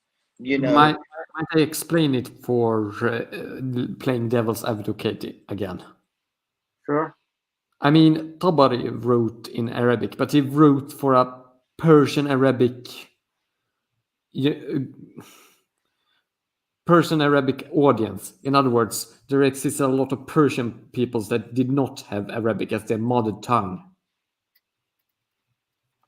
But that's not the issue here. The issue is that he's trying to use sources that date back to at least the Tabai, right? So he's trying to use within the first three generations of what these words meant. And he's trying to explain it so that there is no confusion about what words mean and that they are actually limited. Because he will, like, a good example I try to use is in 67 for the Quran, the word Kasi. I'm sorry, Kasi. And he gives like three different Sahabas different meanings. Now, if you look at translations today, they've expounded onto these, but he gives three very succinct, like these are what three different Sahabas say it means: humiliated,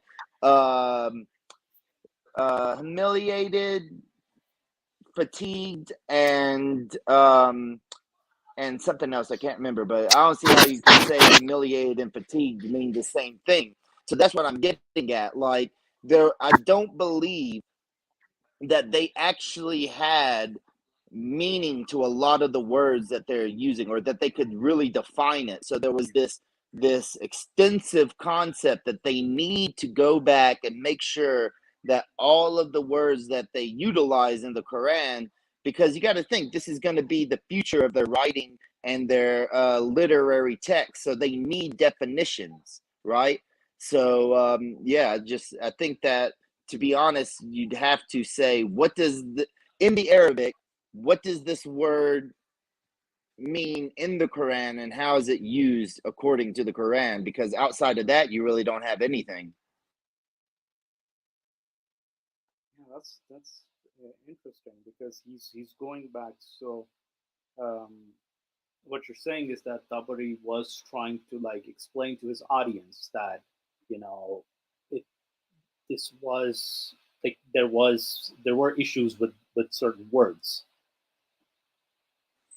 Okay, if you want, you can give me just one moment, and Yeah, we can screen share yeah. Tabri of 261. Okay, give me one moment. I'll be right back. All right, no problem. I gotta get out of here because I'm on my phone. All right, no problem. Yeah, no, we'll hopefully see his description. But yeah, let's continue with what do you call it? Where was that? Okay, so this was okay. So this is an inscription mentioning the rebuilding of Al Masjid Al Haram. So this is an inscription on a stone right here. So somewhat clear. The Riyan bin Abdullah. So this guy, his name is Al Rayyan bin Abdullah, testifies there is no God but God, and he testifies Muhammad is the messenger of God, and reiterates to those who come to testify that God have mercy on Al Rayyan.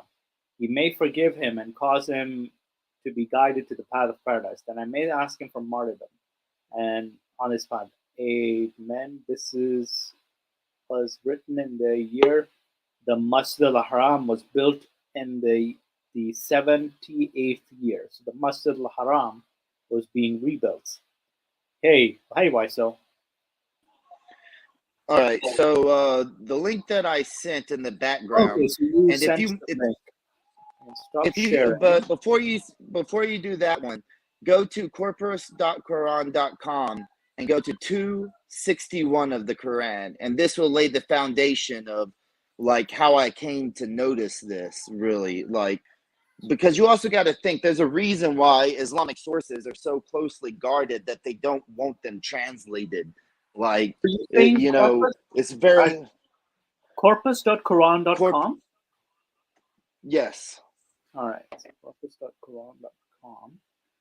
So let me just share the screen. 1 second. Here, Quranic Arabic. Here we go. So we have the Quranic Arabic corpus. So you want Go to the English translation. Okay, so English translation, and now you want then it go to 261. 260. Let's verify is 61. So this should be interesting. So now this gives 7 different translations. Now the most interesting thing here is go to Mushan Khan. Mohsin Khan, yeah. You see where it's you see where it says in parentheses wheat or garlic? Oh. So we cannot endure one kind of food. So right above, it's herbs, cucumbers, it's fum. So wheat or garlic.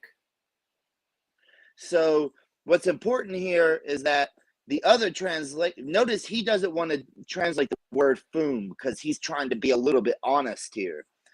But if you look at the other translations, they use garlic, corn. Yeah, he uses corn right here. Muhammad Sarwar uses corn. Whoops.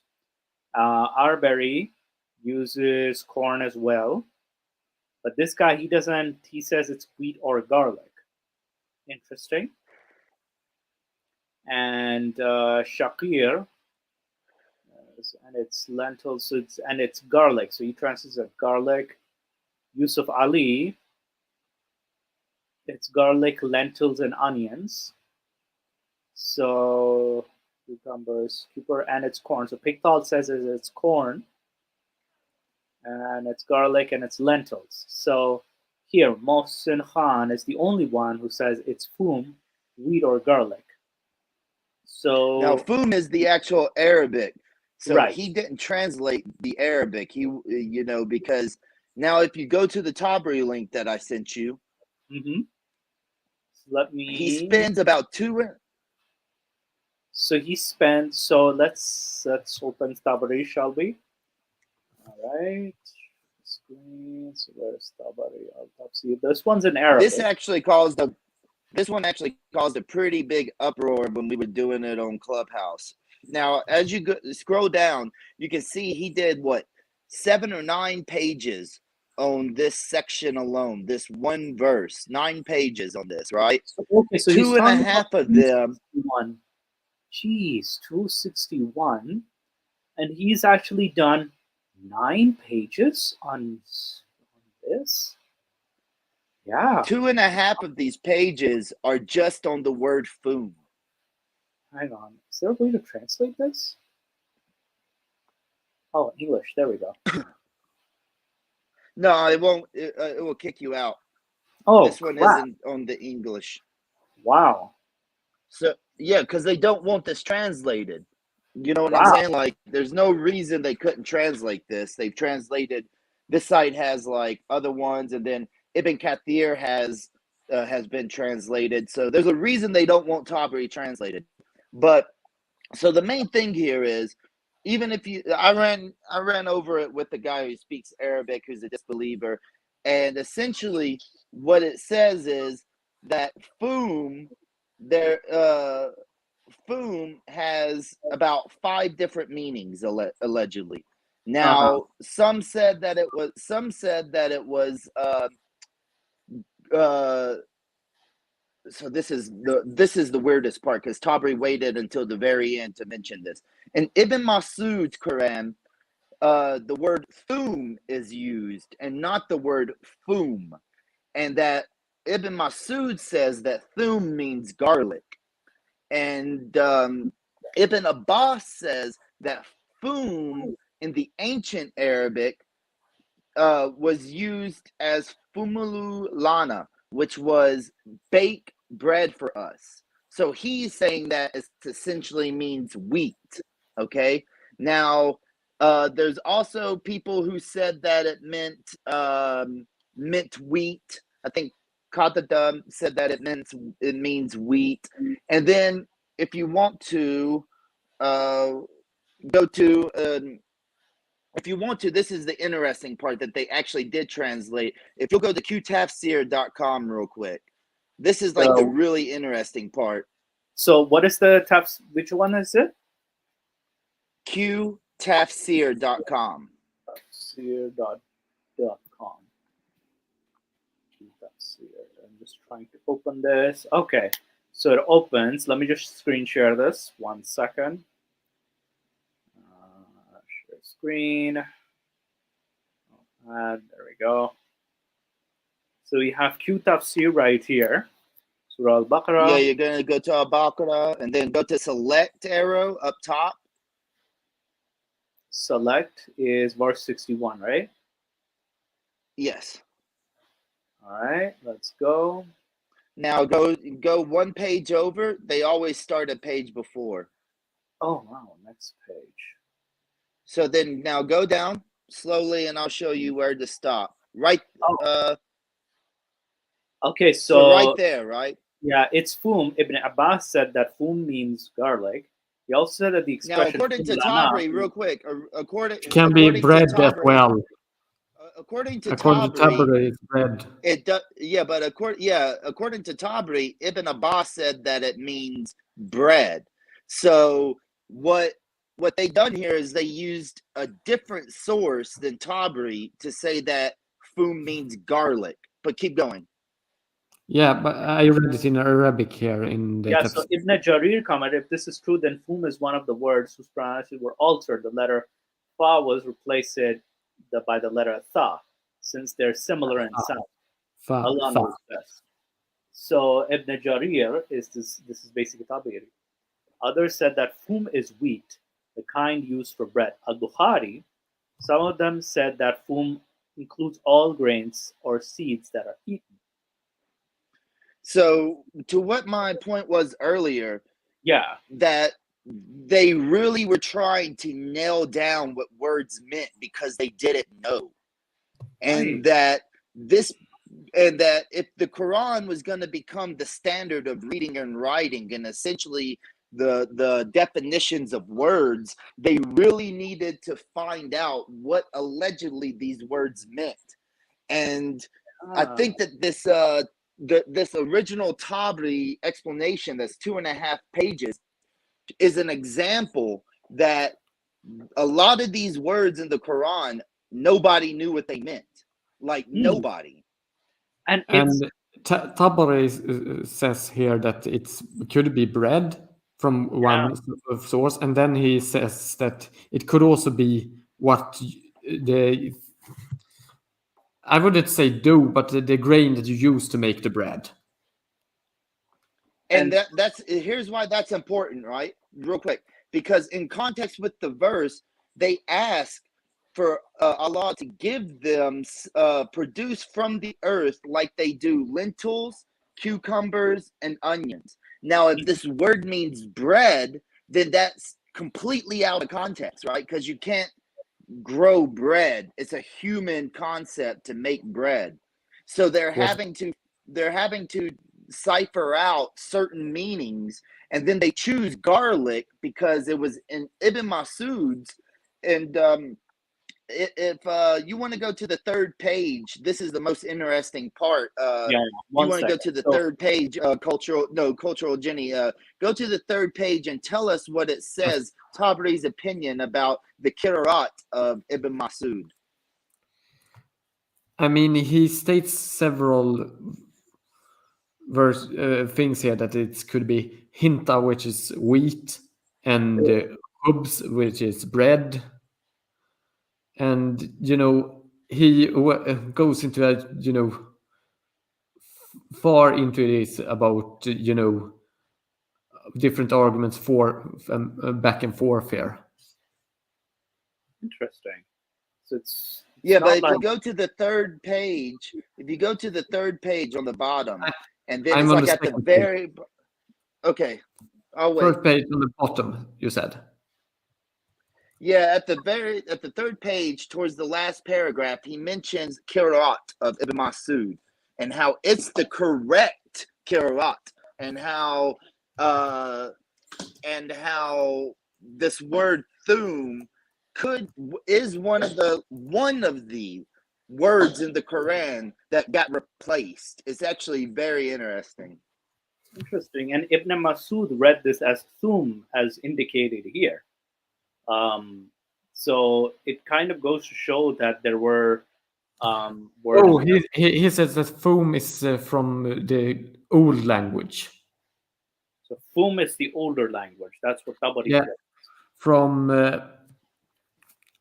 what he's saying here is that it was Ibn Abbas claims that for yes, he claims here that it's for a given name for wheat and the bread from the older language.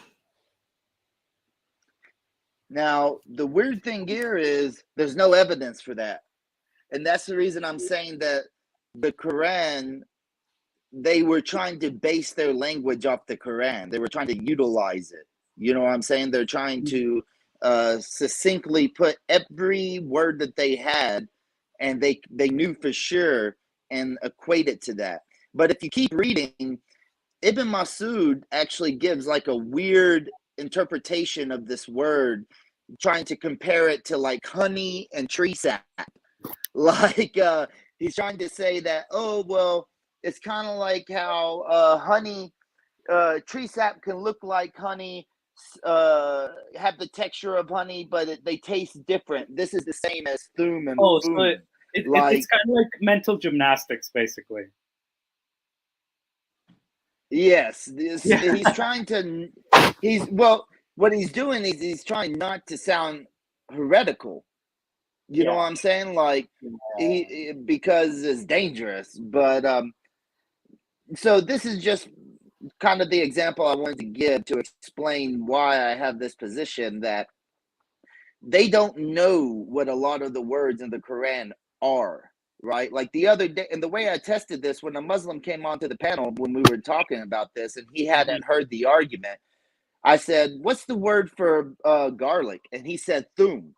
I said, okay, what does foom mean? He said, I don't know that word. I have to look it up. So this is a native Arabic Sorry, speaker. it was even Masood that said it's foam, like garlic. Yeah. Foom. But so the native Arabic speaker who spoke it his whole life doesn't know what foom means. He has to look it up. And then when he looks it up, he just doesn't want to accept that there is no true meaning for this word. Interesting. This is very And interesting. the part that you read about Bukhari, 200 years later, essentially, he still is admitting that there is a discrepancy about what this words mean because the word seeds pop up. Yeah. So yeah, it's very funny too, and it's extremely funny. It's I'm glad you brought this up because it kind of shows, like, when you kind of dig deep, there is some discrepancy with the Quranic words themselves, and that some of the words either were changed or, like, they were added. I mean, one thing that is important here when I read this is that the difference between fa and tha is usually, making an entire different word in Arabic because of Arabic words. But it's also important to know that there does exist jumps in meaning. Yeah. And in, jumps in sounds in Arabic. Yeah. But that's actually one of the arguments, because as you read in the Kathir one, it said, if this is true, it would be because they sound so similar. And the whole argument in the Quran is about how it was memorized through mouth. So what we have here is an Islamic scholar, Tabari, making the argument that due to people listening, they heard tha. When the word tha for thum was spoken, they misheard it as fa for foom. So that's actually the key placement of this argument, is the sounding of it was one of the reasons, one of the words that was altered. This is interesting. This is just one word too. Even Masood says that it's, with tha, and that's garlic, but and then it goes back to this older about fawamu, in that they made bread. It also says in the Kathir, it also says in the Tabari that the correct Qira'at is Ibn Masud's, but they're not using that one anymore. So in Tabari's mind, this was the correct recitation, but they don't use that in the actual written Quran anymore. Interesting. This is very interesting. So they don't use Ibn Masud's words anymore. This is very interesting. Yeah. Well, thank you for this. And by the way, I think we're also closing into the 2-hour mark. So I think we should, kind of summarize everything and basically say our, final words, like our final message. So we'll go around. Why so? What are your last final thoughts? I would say that there's good reasons. There's good reasons why you could have texts from the 650s or so having Muhammad being alive. And one of those is, I put in the link that the calendar for Islam wasn't created until the 16th, 17th, or 18th Hijra. They don't know. So that's a 3-year gap of when they think when the calendar was created. So that would put it at 635 roughly. But also, just a moment, can you send it to the private chat as well, the links? I'd have to back out because I'm on my phone. So no but worries. they're in the chat. Oh, perfect. Yeah. So after the video, you can just go and click on them and copy them. But so that's 3-year possible gap. Now it does say they all unanimously agreed on when the when the Hijra took place and they started their calendar. But they also changed the first month used in the calendar by something like 3 or 4 months from the original time that they had it. And they don't use leap years in their calendars. So, I mean, putting this all together with the fact that even though they unanimously agreed, that doesn't mean anything, right? It could just be that the dates are off in general. And so with 3 years, that's 15 years difference from the 1650s roughly. So is it possible that a bunch of nomadic people trying to come up with a writing system, trying to come up with an economic system, trying to come up with a calendar that they got off by a decade? That's totally plausible, totally, reasonable. So I think that's why that it's happened. We also need to remember that many sources about Islam are, developed more than 100 years after the events. Yeah, because and here's one thing you should think of, right? If it was created in the 16th, 17th, or 18th Hijra, how come nobody, and I mean almost nobody, other than Ibn Ishaq does kind of use dates at some points, but not all times. How come none of the people in the chains ever mentioned the Hijra date? Like in the chain narrations that are. Yeah, you have a good point, because I think even and Ibn Ishaq, I've noticed one thing he's very careful with. He says allegedly a lot. Allegedly, Yeah. and he also said God knows best at the end of his and he also uses I heard. I heard. He also uses I heard. Yeah, so he hears Allah is most knowing, or the most knowing. Yeah, so he's usually quoting either Al-Zuhri or someone from a chain, and they heard from this. So he's very meticulous with this, and if he finds some doubt, he's like, Allah knows best. So he's very careful. Ibn Ishaq is very careful with asserting a truth statement. That is. It just seems like because none of the chain narrators ever mentioned a Hijra date. It just seems like it could be an invention later. Yeah, like by Tabari's time, he does in the history, prophets and kings start using the second Hijra, first Hijra, and stuff like that. Yeah. But how did he get that?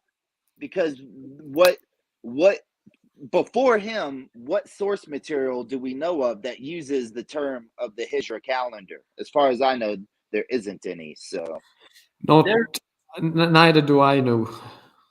There was someone. I mean, this must not mean that he invented it or that it wasn't present. Just that it probably wasn't present from the beginning, because someone. No, culturally, there is someone who did mention it.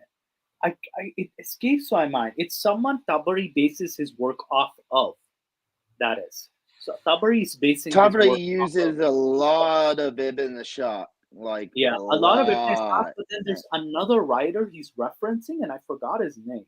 I'll definitely, next video or probably the following, I'll try to find what I read, because this was in Tabari's history as well. And yes, you are correct. He uses Ibn Ishaq a lot. So there could be someone who's basing the dates off of, and he's not just. Well, no, I'm not doubting that. The dating system. I meant that the dating system is probably older, but it was probably not present from the absolute beginning. Even because you have to think, allegedly by the 16th, 17th, or 18th Hijra, they're already into the third caliph, right? The third caliph. Yeah. So if by the third caliph they have created this calendar, but nobody is utilizing it, then Muslims don't really know about it. You get what I'm saying? Because we're talking about very nomadic people, very Like stretched out. some of the So how long would it take for a calendar to actually be accepted inside of a caliphate? Think of yeah, that. and I am actually very doubtful about the nomadic nature of early Islam, but that's another discussion. that's another discussion. Though I do feel that some of the events did have specific dates, like the assassination of Ali, for example, Ali bin Abu Talib, for example. That one was the 19th of Ramadan. Hijrah, I don't remember which Hijrah it was, but they have like, the three dates, 19th, 20th, and 21st. But I think more towards that period, they get more specific with the dates. But the earlier ones, I think during Muhammad's time, they're a very bit broad and vague. And, we don't know what happened when. What we do know is, like during the time of Ali and Muawiyah, we started to see like events happening. But yeah, culture Jenny. Sorry, did you have any finishing words? Yes, since we went through all this evidence for Muhammad, I would say that it's likely that he existed as a historical person. Mm-hmm. They are actually quite close to the time of Mm-hmm. his life, As a and they were, historical figure, yeah. yeah. You are you familiar with Patricia Crone and I am her own book familiar with Patricia Crone when she dated she wrote that book, the Meccan Trade book. Hagerism, where Yeah. she made these extreme claims about, oh, probably everything about Islam is invented. I mean, she had some point in that we don't know a lot about Islamic history and that there are, things that doesn't make sense and doesn't add up. But Mm. she went way over the rail, way overboard, and took the rails to what I would claim to be kind of crazy town in her, alternatives. Yeah. I Like still think that some sort of, Meccan, trade existed, and I still think that it's possible that, or rather, I think that Muhammad existed, and I think I that, feel Muhammad existed. Mecca is a different like beast altogether. That's a yeah, different. that's a different thing, but Yeah. I still think it's plausible that it did exist and was not mentioned because, I Mm. mean, not every source mention everything. Yeah, and though Yathrib is a very important location, that is, and I find that Yathrib and Kufa hold more significance relative to Mecca. But Yeah, that's just my opinion, though. yeah, I too, but what I am saying is that all of these early evidence for Muhammad at least points towards the fact that there existed some, Some very figure.